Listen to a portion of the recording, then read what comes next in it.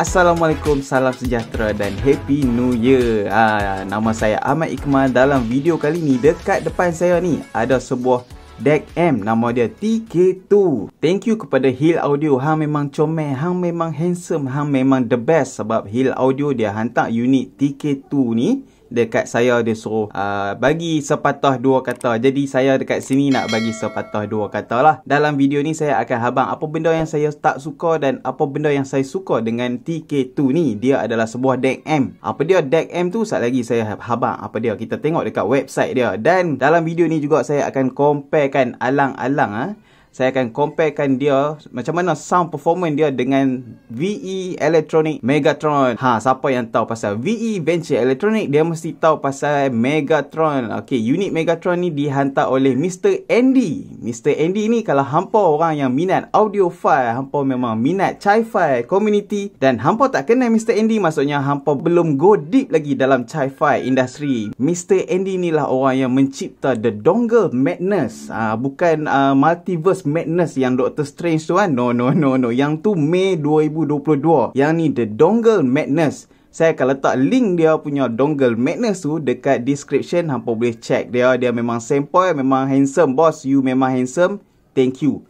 So saya tak akan compare secara teknikal, saya akan compare apa yang saya dengar sahaja. Jadi apa dia TK2 ni? Jom kita tengok website dia, kita tengok benda Allah ni apa dia. Jom. Okey, ini dia AliExpress punya website untuk Try Audio TK2. Dia adalah co-presented by Try dan Kai. Macam mana nak sebut Kai ke K ke Kia ke apa Keong ke apa, saya tak tahu macam mana nak sebut. Yang ni saya tahu Try. Kat sini adalah dia punya promotion price untuk Christmas, saya rasa RM1,150. Ini adalah official website dan saya rasa official price retail dia ni macam ni RM1,455. Tapi ini adalah promotion price. Kalau hampa dalam Malaysia, don't worry, kita ada official distributor iaitu Hill Audio. Hill Audio jual dengan harga RM1,400 something juga, tapi masa 12 hari tu ada diskaun, dia jual dengan harga RM1,099 sahaja. Kepada siapa yang dapat beli dengan harga dengan harga RM1,099 hari tu, 12 hari tu, hampa adalah insan-insan yang terpilih, yang handsome, yang lagi berjaya. Sebab apa? Sebab hampa dapat harga murah lagi daripada AliExpress original official punya price. Okey, jom kita tengok apa saya nak cerita sikit kat sini. Ini adalah dia punya specification. Saya tak mau baca, hampa boleh tengok sendiri. Saya nak tunjuk ni. Ni bentuk dia ni. Ini adalah TK2. Dia pakai 29038Q2M punya chip. Satu belah kanan, satu belah kiri. Fully balanced. 1250 mW large output power.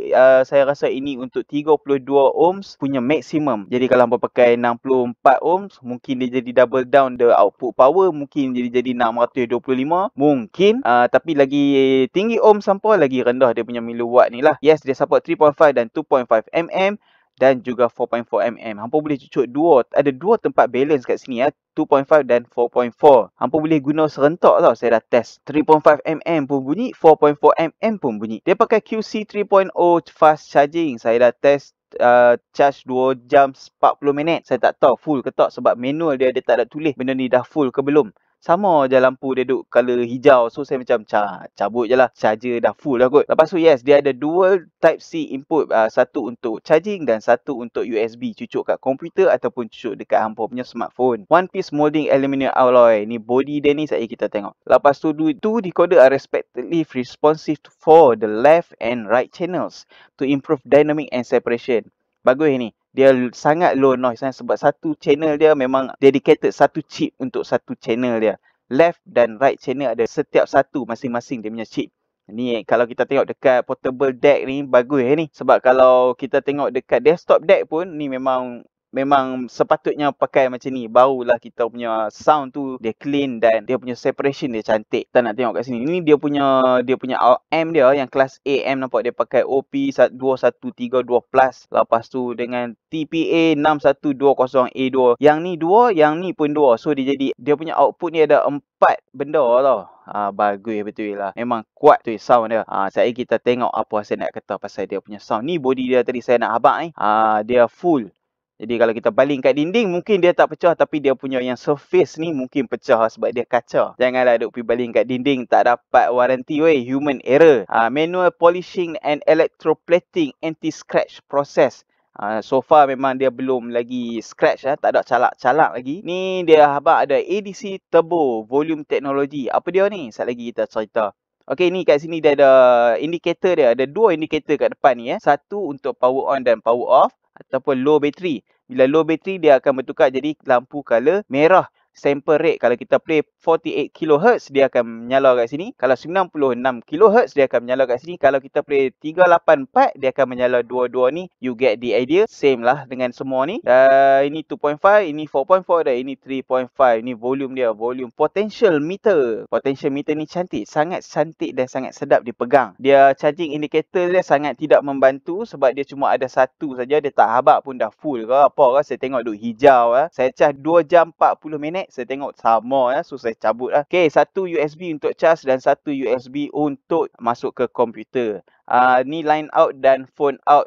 Fix, kita nak fix volume ke kita nak variable, macam tu lah. Okay, cantik okay, hampa boleh tengok kat sini driver free support Windows 10. Kalau hampa pakai Windows 10 terus cucuk plug and play brother. Kalau hampa pakai Windows 7 kita kena download dia punya driver dan install, baru dia recognize kita punya device as TK2. Don't worry, kalau hampa ada Windows 7 hampa cuma buka dia punya manual dan dia ada barcode tu, dia ada QR code. Hampa screenshot the QR code dan nanti dia akan bawa hampa ke satu website untuk download the driver. Kita tengok sini gambar dia cantik kan. Alright, jom kita pergi tengok apa yang saya nak kata dengan dia punya sound dia macam mana. Okey, tadi kita dah tengok dah dekat website dia. Yang tu apa dia, yang ni apa, harga dia berapa dan kat mana hampa boleh beli. Sekarang saya nak cerita sikit. Kita tengok je dulu apa yang ada dekat dia ni. Depan dia ada 2.5, 4.4, 3.5. Boleh cucuk serentak 4.4 dengan 3.5. Saya dah test dah. Dan ini adalah volume button dia. Volume button dah, volume adjust dia. Dia nak on, kita dia ada bunyi klik tu. So dia dah on. Dia akan pergi, dia akan menyala ni by default kalau kita tak play apa-apa, dia akan pergi ke 48. So volume dia kat sini, dia akan naik sampai ke atas ni. Dan bila sampai kat sini dia akan bunyi klik. Maksudnya klik tu dia akan pergi ke kelas A amplification. Kalau kat tepi ni tak ada apa, kosong nampak fingerprint magnet brother ni, fingerprint magnet. Co-presented by Tri and Kai. Sebut je lah Kai. Belakang ni dia ada 2 benda. Dia ni USB-C. Yang ni dia punya line out dan phone out switch. Lepas tu yang ni dia punya charge dan dia punya USB. Yang ni dia punya macam battery indicator lah. Masa hampa charge tu dia on lah. Dekat manual dia tak ada tulis pun. Okey, lampu tukar color. Maksudnya dah charge, dah full.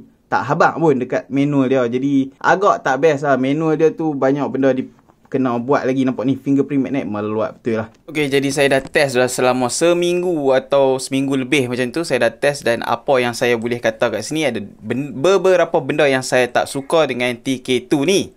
Antaranya adalah dia punya, dari segi sound dia ada 2-3 benda yang saya tak berapa suka. Saya cerita dulu yang apa yang saya tak suka lah. Dia punya sub bass dia kurang. Contoh dekat lagu-lagu yang betul-betul kita tahu selama ni kita dengar dia ada bass. Bila dengar kat sini, awak rasa macam ada something missing. Yes, dia punya sub bass ada roll off. Dan dia tak pergi terlalu deep macam mana yang kita dengar dekat tempat lain. Macam saya guna dekat desktop deck saya ni, bunyi dia dah kita tahu lagu tu dekat particular punya part tu dia ada sub bass, tapi dekat sini dia macam kurang sikit. So sub bass saya tak suka. Benda lain saya tak suka sebab dia tak ada app support. Kalau kita connect dekat telefon kita, dia tak ada supported app tau. Dia macam hampa tahu dah Q-Delete 5K. Q-Delete 5K apa tu kan? Macam Fio punya Q3 ke apa? Q3 ke? Bukan. Fio punya BTR5, BTR3, depa ada app depa dia. Kita boleh setting dia punya EQ, kita boleh setting dia punya power, tapi kat sini tak ada. Seterusnya dia tak ada Bluetooth. At this price point 1,000 lebih harga dia ni, dia macam lacking teknologi sikit lah. Dia tak ada Bluetooth 4.2, tak ada. Dia tak ada 5.1 pun tak ada. Apa pun tak ada. Sepatutnya saya lebih suka dia kalau dia ada Bluetooth. Hampa tengoklah saiz dah cantik, dah memang besar apa semua ni kan. Sangat bro, nama dia portable bro, tapi dia tak ada Bluetooth. Sebab selalu orang guna portable ni banyak pakai Bluetooth jugalah. Saya tak kata semua benda kena patut ada Bluetooth, tapi itu adalah kekurangan dia tak ada Bluetooth. Seterusnya, dia tak ada line in. Dia cuma ada digital input saja. Dia punya input adalah USB sahaja. Dia tak ada line in. Maksudnya kita boleh guna dia sebagai DAC, kita boleh guna dia sebagai DAC M, tapi kita tak boleh guna dia sebagai M sahaja. Contohnya Fio Q3 atau Fio Q1, yang itu dia ada satu line out, dia ada line in 3.5 mm. So kalau kita cucuk dekat dia, kita akan dengar bunyi M dia sahaja. Dia bypass DAC chip. Yang ni tak ada. Tak ada. So saya rasa macam alamak, pasal apa tak ada. Okey, seterusnya dia tak ada battery percentage. Dia tak habaq kat kita bateri tinggal berapa persen. At least dah lah bateri tak habaq. Lepas tu supported app tak ada. Kalau lah dia ada supported app dekat phone, mungkin dekat phone tu dia boleh habaq berapa bateri, percentage bateri. Bagi saya dia punya kekurangan kat situ memang antara benda yang deal breaker lah. Saya tak tahu bateri dia ni nak habis ke tak habis lagi, nak habis ke tak habis lagi. So pada pendapat saya, kalau dia ada battery indicator, low battery indicator ada, dia akan naik lampu color merah, maksudnya bateri dah nak habis. Tapi dia tak habaq ada berapa persen lagi. Yang itu saja saya memang tak suka lah. Boleh je pakai, dia tak ganggu performance pun, cuma itu adalah salah satu kekurangan dia. Seterusnya dia tak ada bass boost ataupun tone selection. Hampa tahu tak satu DAC M nama RHA DAC L1? Itu contoh, dia ada adjustment untuk treble, mix dan bass. Kita dah adjust EQ dekat kita punya smartphone apa semua dah sedap, tapi dekat DAC M dia pun kita masih lagi boleh adjust treble, mix dan bass ataupun bass boost. Apa pun tak ada dekat sini. Yang mana hampa cucuk dia guna digital, apa yang hampa set up dekat digital, macam tu lah hampa dengar. Hampa tak boleh adjust dah dekat sini. Dia punya volume ni memang sangat cantik. Bila hampa pegang, hampa boleh rasa dia sangat lembut dan dia memang sangat cantik lah. Cuma ada satu benda yang saya tak suka, dia sensitif. Terpegang sikit dah terpusing. Terpegang sikit. Hampa bayangkan bila hampa tengah dengar kelas A kan, kat sini kan. Kalau kat sini kuat, kat sini ngam-ngam, lepas tu tiba-tiba hampa tersentuh. Cek. Pekak terus weh. Dan kalau hampa pakai sensitif punya IEM ataupun memang volume hampa dah nak bergegak dah driver, lepas tu tiba-tiba tertolak sikit kan. Macam tu, pasal macam tertolak sikit, habis. So kalau terlanggar sikit, dia akan terkuat. Senang kata dia sensitif. Kita tertolak ya, dia terus dah lah volume scale dia ni kuat. Yang ni tak apa kuat. Bila dia masuk kelas A dekat sini, dia akan sangat kuat ni. Ni dah kuat sangat dah ni. Ni kelas A. So bila kalau hampa dekat sini, tertolak sikit, bam, rosak telinga, eardrum kena pergi tukar. Yang ni kita kena jagalah telinga. Okey, seterusnya benda yang saya tak suka dengan harga yang macam ni, retail price RM1,499. Tak kira lah hampa beli harga promotion ke apa, retail dia masih lagi RM1,499. Aksesori dia biasa-biasa sahaja. Dia bagi, benda yang dia bagi tu macam tak kena dengan harga. Bag dia tak bagi, tapi dia bagilah kain ni. Kain ni ialah sebab apa dia bagi kain? Sebab dia fingerprint magnet. Harga macam ni hampa beli tak ada bag, tak ada proper pouch lah, yang macam bag. At least dia bagi satu bag tak ada branded logo pun tak apa. Janji kita boleh simpan dia dalam pouch lah. Benda portable tapi dia tak ada bagi portable bag. Saya harapkan at least dia bagi, benda ni kaca lah, depan ni kaca. Kalau lah dia boleh bagi tempered glass, kalau dia bagi tempered glass ni, saya rasa macam lagi sesuai lah. Harga mahal yang beli, jadi nitpicking sikit lah. At least dia bagi casing ke, cantik lah. Saya dengar kata masa depan nanti dia akan buat satu casing mungkin yang heavy duty ke apa mungkin, tapi at this price point aksesori dia lemah. Manual booklet dia pun, dia bagi satu booklet dia tu, manual dia tak full informatif pun, tak detail benda yang dia bagi tahu. Dia tulis benda simple-simple saja. So packaging boleh improve lagi. Packaging dia saya tak suka. Okay, itu dia tadi apa benda yang beberapa sepatah dua kata benda yang saya tak berapa nak suka dengan benda Allah TK2 ni. Jadi sekarang saya nak cerita sikit apa yang saya suka dengan dia. Dia adalah benda yang best. Hampa bayar RM1,400. Hampa dapat DAC M yang sangat powerful, design cantik, ringan. Dia memang ringan. Hampa memang sesuai untuk portable. Hampa nak stack dengan hampa punya telefon, smartphone. Dia memang bagi saya dia sangat sesuai untuk dijadikan portable. Contoh macam ni kat tangan saya ni, ini adalah saiz daripada, ini adalah stoner akustik UD130. Ni pun memang saya duk letak dekat belakang smartphone dulu. Bayangkan ini adalah saiz dia. Dia macam lagi besar. Tapi don't worry, dia memang sangat ringan dan sangat sesuai untuk kita stackkan dengan smartphone kita. Dia punya design pun memang sangat solid. Saya suka pada harga macam ni, kita dapat benda yang sangat solid. Dia memang betul-betul aluminium alloy. Dari segi binaan dia memang saya suka. Daripada segi sound pula, saya rasa saya suka sound dia. Walaupun dia ada kekurangan sikit dekat bahagian bass, dekat dia punya bahagian soundstage, tapi dia punya sound adalah sangat balance ke arah warm punya sound. Dia tak terlalu warm macam Sony sangat. Ya, dia ke arah Sony punya sound, tapi dia lebih better clarity dan micro detail dia lebih. Dia tak ada coloration sangat untuk menyebabkan dia harsh ke ataupun dia jadi terlalu smooth ke, tak ada. Pada saya ini adalah sebuah sound sound yang sangat balance. Okay, apa yang buatkan saya suka sangat dengan sound yang warm dan tak ada coloration yang macam ni adalah sebab apa? Sebab sound macam ni dia dapat handlekan saya punya sebuah headphone yang sangat harsh. Contohnya headphone tu memang dia sibilan prone. Dia bila dengar benda-benda yang sibilan dia akan rasa macam sakit telinga, menyucuk. Dia ada picky sikit, dia ada shouty semua. Tapi TK2 punya sound dia boleh control benda tu. Saya macam betul ke? Is this the same headphone? Sebab apa? Sebab dia punya sound tu dia dah lebih sangat balance. Dia dah tak ada lah benda-benda macam tu. Dia dapat jinakkan benda-benda yang harsh. Dia handle sound tu memang sangat balance. Neutral punya sound. Dia tak ada bagi. Maksudnya memang betul-betul tak ada lebih dekat high ke. Dia tak ada lebih dekat bass ke. Dekat mid range ke. Kecuali mid range dia ada sikit recess. Itu saja dari segi sound. Seterusnya saya suka dia punya turbo volume teknologi ni. Dia punya scale dia memang sangat sesuai. Macam saya kata tadi. Dia ada kelas A, B. So daripada start vote kita on ni.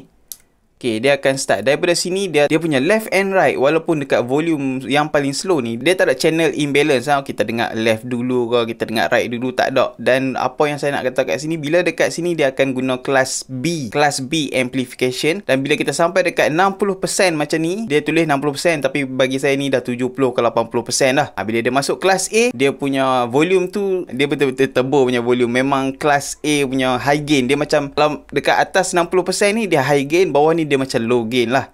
Pada saya ini adalah satu benda yang sangat best. Volume teknologi dia ni bila kita rotate ni memang rasa macam selesa. Volume dekat sini pun scaling dia cantik. Cuma yang volume tak cantik dia lepas pada masuk kelas A. Dia terlalu kuat sangat. Dia kalau hampa guna sensitive IEM yang easy to drive, be careful. Slowkan hampa punya volume dekat digital. Contohnya hampa play dekat smartphone. Dekat smartphone hampa volume downkan dulu. Lepas tu barulah hampa adjust dekat atas ni. Dekat sini memang sangat kuat. Kelas A punya sound dan kelas A punya output volume bro, sangat powerful. Don't play. Kepada yang suka guna balance pun, saya rasa ini adalah sebuah pro untuk anda. Sebab apa? Dia punya 2.5 dengan 4.4 dia memang sangat legit. Dia punya volume dari 4.4 dia lebih powerful daripada WM1Z daripada Sony ni. Dia punya 4.4 memang dah kena tinggal jauh. Walaupun high gain dekat Sony WM1Z ni, saya rasa 4.4 dekat TK2 ni lebih advance dan lebih powerful. Dia lagi senang untuk drive headphone yang susah-susah to drive lah. Saya dah test earbud, saya dah test headphone, saya dah test in-ear monitor. Maksudnya sangat sesuai. Kalau dia sensitif pun dia sesuai. Kalau dia hard to drive pun dia boleh bawa. Okay, benda lain yang saya suka lagi seterusnya adalah dia punya driver. Dia sangat senang digunakan. Kalau saya guna dekat PC, hampa cuma cucuk dia punya USB ni, cucuk ke komputer. Kalau hampa pakai Windows 10, dia akan terus auto detect sebagai SPDIF TK2. Saya buka Roon pun dia detect sebagai benda yang sama. Saya buka Tidal pun dia dengar benda yang sama. Saya guna Fubar 2000 pun dia dapat TK2 SPDIF. Dia menggunakan digital Wasapi. Kalau hampa pakai Mac OS dan hampa pakai Windows 10, hampa tak perlu download apa-apa driver. Just plug and play and enjoy your music. Okay, disebabkan dekat tangan saya sekarang ada Venture Electronic punya Megatron dan TK2 both at the same time. Dan dua-dua ada 4.4mm output. Jadi alang-alang menyelup perkasan biar sampai ke pangkal lengan. Saya akan cuba sikit compare daripada segi sound mereka dan apa yang okey dan apa yang tak okey. Dari segi spesifikasi dia memanglah kita telah kita tahu TK2 ni dia lebih superior. Dia pakai fancy punya komponen, dia pakai design yang cantik, dia ada gold color, dia ada chassis aluminium alloy apa semua kan. On paper memang Megatron tak boleh lawan. Tapi saya compare juga sebab dua-dua kan ada 4.4mm balance dan dua-dua adalah sebuah DAC M yang sangat powerful. Okay, first of all, apa yang persamaan mereka ni? Mereka dua-dua ada line out. Okay, line out dekat TK2 dekat sini juga. Tapi kalau line out dekat Venture Electronic ni, dia tak boleh guna phone out. Dia bila kita tekan ni, dia akan pergi ke line out sini sahaja. 3.5mm sahaja line out yang dia ada. Tapi dekat TK2 dia ada line out dekat 2.5, 4.4 dan 3.5. Kedua-dua line out depa ni cuma keluarkan 2 VRMS sahaja power. Maksudnya kalau kita dengar dekat 4.4mm ni dah kuat sangat, tapi bila kita pergi ke line out, dia jadi slow balik dekat sini. Maksudnya line out ni dia tak pakai sama output stage dengan 33PO ni. Sama je dengan yang ini pun. Bila kita buka volume dekat sini guna 4.4, Masya Allah kuatnya. Tapi bila kita pergi tukar dia pergi jadi line out, Dia bila dia jadi line out, dia jadi slow balik. Maksudnya dia cuma keluarkan 2 VRMS power sahaja. Dan bila depa dua-dua ni kita dah guna function line out, itu maksudnya output stage yang dekat phone out ni semua telah dibypasskan. Contoh yang ini ada kelas A, TK2 ada kelas A. Tapi bila kita bypass phone out dia, kita pergi ke line out, dia punya kelas A dah tak valid lagi. Dia cuma keluar kelas B. Mungkin lah kalau saya salah, tolong betulkan saya, sebab dia punya volume dekat line out dia macam kurang sikit. Dia output stage dia tak sama. Okey, alang-alang kita cerita pasal power ni, harap maklum bahawa Megatron ni dia tak sesuai dengan earphone yang high sensitivity, sebab it has a very huge power. Saya tak mau cakap panjang pasal ni. Hampa bayangkan VE Monk Plus, earbud VE Monk Plus tu, ni earbuds tau, bukan IEM. VE Monk Plus ni dia pakai dynamic driver saja. Dia punya noise dekat Megatron ni, dia punya hissing dan dia punya noise lagi cerah daripada masa depan saya. So nak habang power wise, memang kedua-dua ni memang powerful. Kalau nak guna dengan earbuds boleh. IEM saya rasa kurang sikit. Tambah-tambah IEM yang hybrid, dia memang high sensitivity. Lain pula cerita dia dekat TK2 ni. TK2 ni walaupun kita pakai IEM yang sensitivity dia tinggi, dia ada volume yang cantik. Contohnya kita pakai IEM yang hybrid yang high sensitivity, kita main volume dekat sini saja dah ngam. Kalau dekat Megatron ni,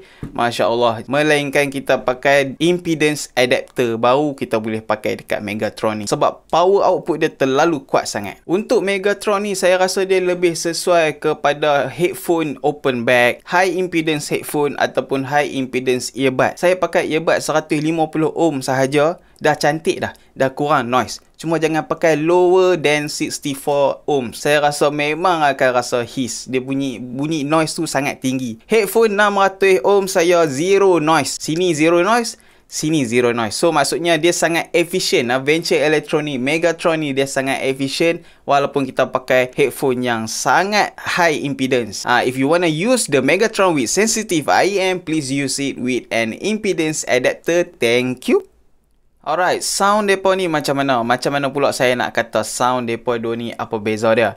Okey, benda yang paling simple sekali, Megatron ni dia ada bass yang lebih deep. Macam tadi saya kata bass dekat TK2 ni kurang kan? Yes, bass dekat Venture Electronic Megatron ni dia ada bass yang lebih deep. Kita boleh rasa benda tu kalau dia bergegak dekat headphone tu, bergegak lah dekat Venture Electronic Megatron. Kalau kita rasa sebelum ni dia bergegak, dia punya bass dekat TK2 ni dia punya gegaran dia kurang. Dia tak cukup skala richer. TK2 ni bass dia memang sangat roll off daripada dengar lagu-lagu band, lagu 5-piece, 6-piece hingga ke lagu-lagu Hans Zimmer, John Williams, classical orchestra, pop orchestra, semua boleh rasa lower frekuensi dia sangat lacking. Lacking dekat TK2 ni. Bila dengar dekat Megatron, same platform, same music player, same song. Beza. Sangat beza. Sangat, orang kata apa, terlalu ketara beza bass dia tu. Okey, seterusnya, treble decay.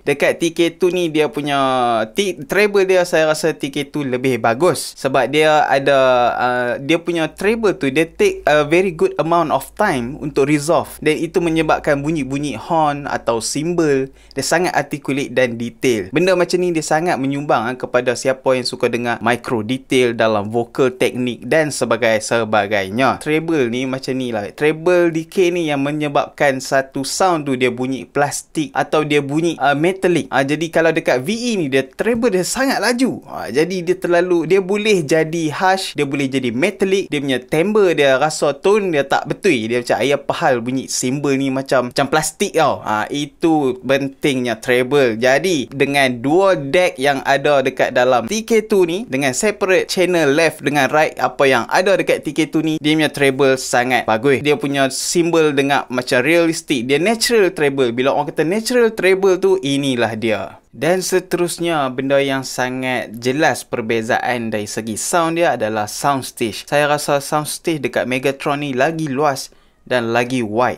Contohnya kalau saya dengar lagu-lagu yang soundtrack film scoring punya, contoh yang saya dengar baru-baru ni adalah Star Wars The Force Awakens, Rey's Theme, John Williams punya tu, dia pemain orkestra kan. Dia ada solo line daripada violin. Lagu tu simple saja, slow punya. Memang ada satu karakter baik, karakter light side, bukan dark side dalam lagu tu. Dan bila saya dengar kat Megatron ni, dia punya violin solo tu boleh rasa macam wide pada kita. Dia macam satu space yang besar. Dan bila saya dengar dekat TK2 pula, saya rasa dia dia dekat lagi.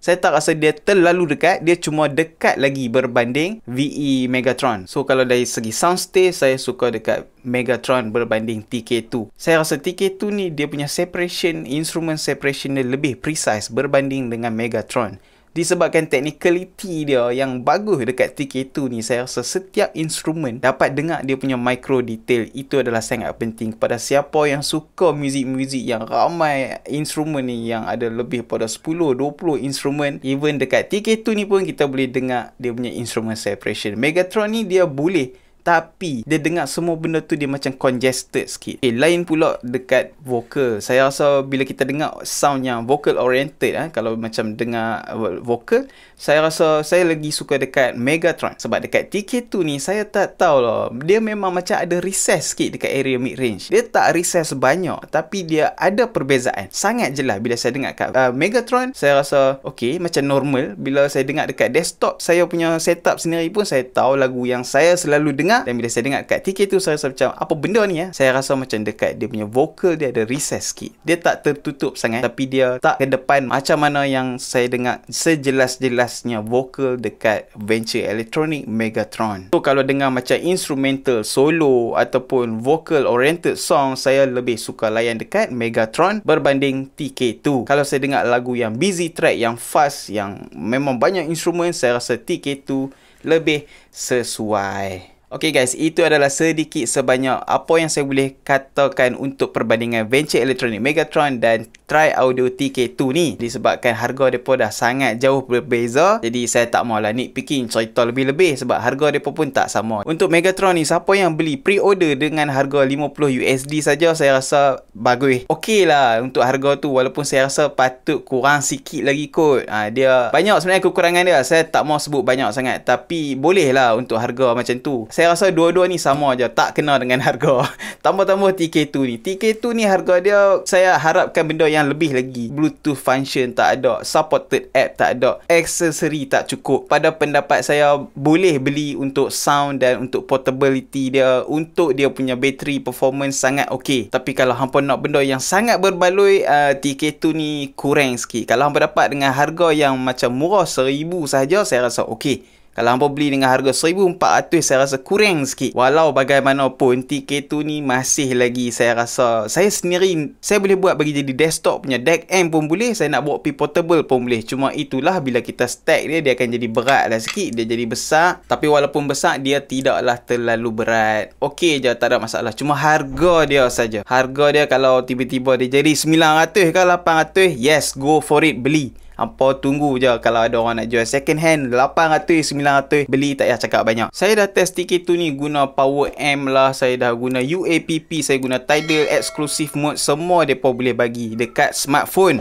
Siapa nak guna untuk portable pun boleh, nak guna dekat desktop macam saya pun boleh, no problem. Headphone 600 ohm pun boleh bawa. Ini adalah apa benda yang kita dapat dengan TK2 ni. Nampak saya dah pakai buat gelang lah. Nak pun nak ikat dia dekat smartphone, gunalah benda macam ni. Dia bagi getah ikat rambut dan juga getah gelang tangan. Nampak pakai gelang emas, saya pakai gelang Tri-Audio. Okey, terima kasih lagi sekali kepada Tri-Audio, Hill Audio Malaysia dan Mr. Andy sebab hantar Venture Electronic Megatron kat saya. Jadi kalau hampa suka video ni, hampa boleh tolong like dan share. Kalau hampa ada sebarang komen, boleh je komen dekat ruangan komen. Dan kalau ada apa-apa cadangan dan kritikan, sila juga tulis dekat ruangan komen. Kita akan jumpa lagi dekat video yang akan datang. Assalamualaikum, calo.